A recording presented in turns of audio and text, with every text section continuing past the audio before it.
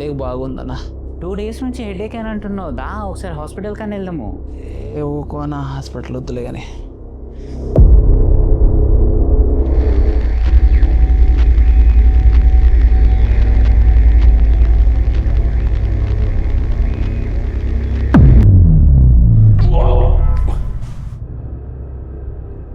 గణేష్, ఆ వామిటింగ్స్ ఏంట్రా? Headache vomiting వస్తుందన్న.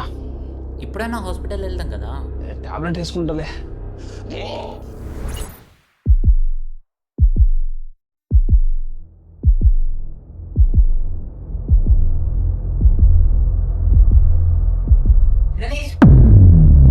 చూడండి, నొప్పి రోజు రోజుకు పెరుగుతుంది అని అంటే అది తగ్గదు అని అర్థం.